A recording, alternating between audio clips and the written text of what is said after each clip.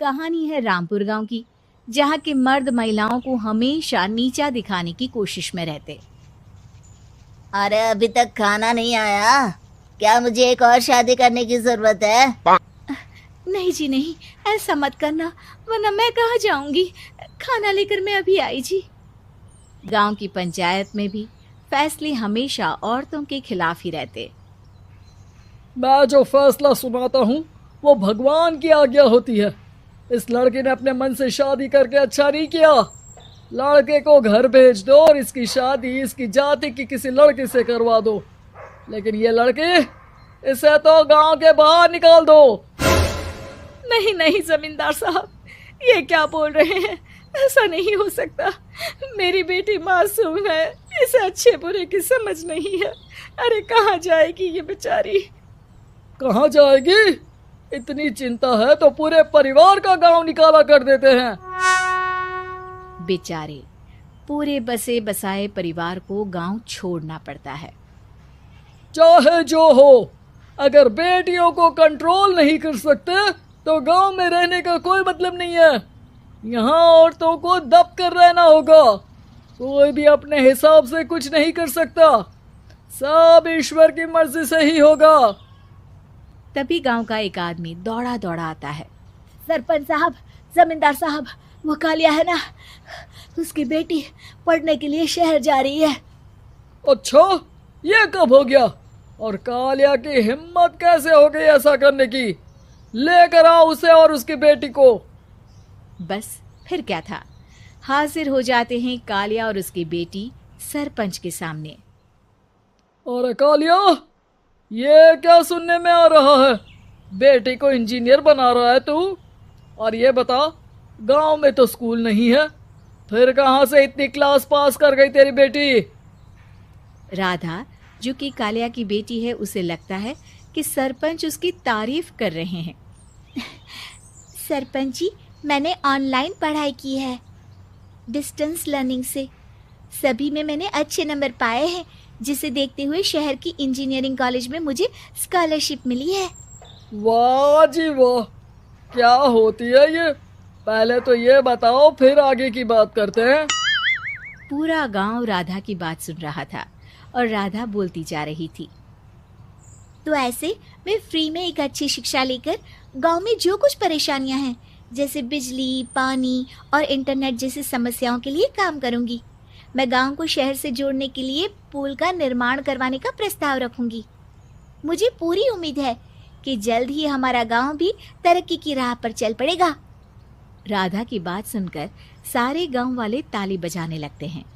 सरपंच को समझ नहीं आता कि वो क्या करे। चुप रह नादान लड़की, गांव के खिलाफ जाने के लिए तुझे गांव से बेदखल कर दिया जाएगा, वो भी पूरे परिवार के साथ। और हाँ, अगर ठीक से गांव में रहना चाहती है तो ये पढ़ाई लिखाई छोड़ दे। हम तेरे लिए गांव का कोई होनहार लड़का देखेंगे।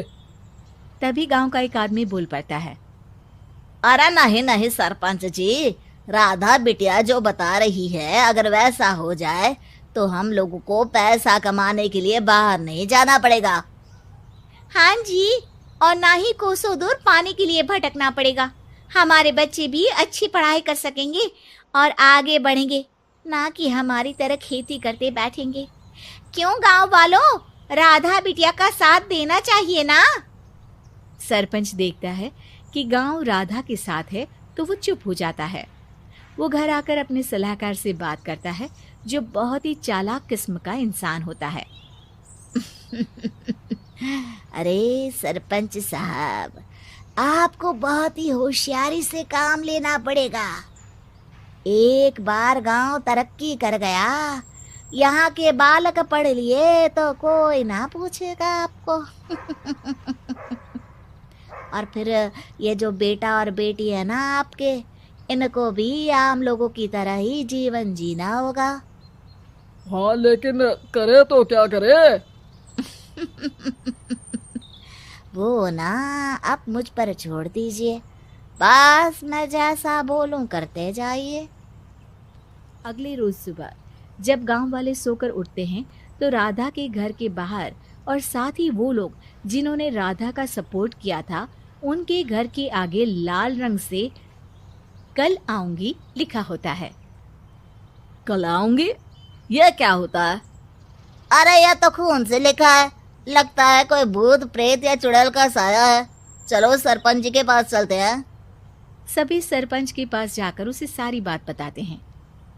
अरे ये तो बड़ी मुश्किल की बात है। चलो मैं एक बाबा को जानता हूँ, उन्हें बुला लेता हूँ। सरपंच बाबा को लेकर गांव के घर के बाहर जाता है। ओहो, तो ये वो चुड़ैल है जो उन लोगों को निशाना बनाते हैं जो गांव को बदलने का सपना देखते हैं। वो गांव को ऐसे ही संपन्न देखना चाहती है, वो नहीं चाहती कि कोई बाहरी यहाँ का कायाकल्प करे। क्या तुम लोगों में से किसी ने गांव को बदलने की सोच रखी है? तभी राधा की माँ रोते रोते आती है। मेरी राधा घर से गायब हो गई है। अरे कोई तो बचाओ, मेरी बच्ची कहाँ गई?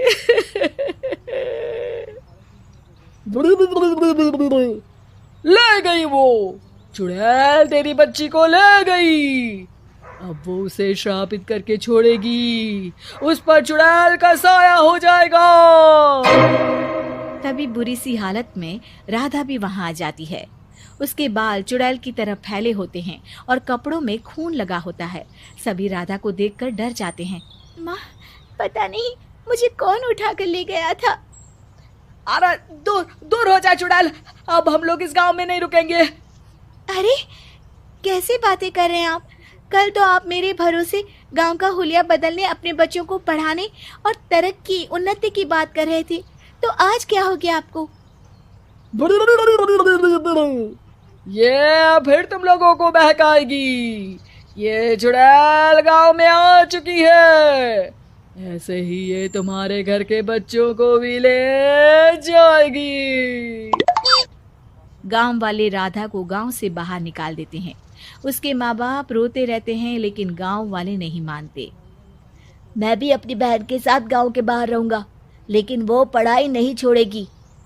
वहीं सरपंच के घर पर सलाहकार कहता है। देखा, सांप भी मर गया और लाठी भी नहीं टूटी। लेकिन अगले ही दिन सरपंच के घर के बाहर भी वही शब्द लिखे होते हैं। और फिर सरपंच की बीवी कहती है, हमारी बेटी को किसी ने अगवा कर लिया है। तभी राधा का भाई वहां आ जाता है। अरे गांव वालों, मैंने सरपंच जी की बेटी को देखा था। वो चुड़ैल उसे उठाकर ले जा रही थी। अरे क्या मजाक कर रहे हो? नहीं नहीं सरपंच जी, आप नहीं जानते। वो चुड़ैल अब आपकी बेटी में आ जाएगी, जैसे राधा के अंदर आ गई थी। तभी सरपंच की बेटी वैसी ही हालत में वहां आती है जैसे राधा आई थी। पापा, पता नहीं कैसे मैं गायब हो गई थी। चुड़ैल, इसके अंदर भी चुड़ैल का साया है, मारो इसे। अरे नहीं नहीं, इसे भी राधा के पास गांव के बाहर ही भेज दो।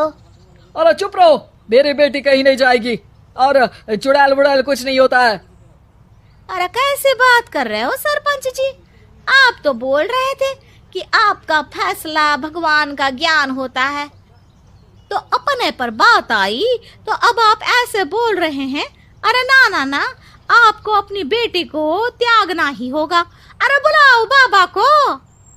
राधा का भाई बाबा को ले आता है, जिसे अब गांव वालों के डर के कारण सच बोलना पड़ता है। मैं कोई बाबा नहीं हूँ, मैं तो मोची था। ये सलाहकार महोदय ने मुझे कहा था एक्टिंग करने को।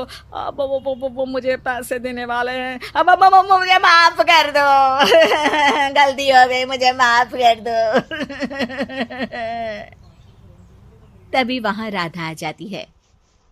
देखा सरपंच जी, जब गांव के बच्चे साक्षर होंगे तो आप जैसे लोगों की चालाकी नहीं चलेगी।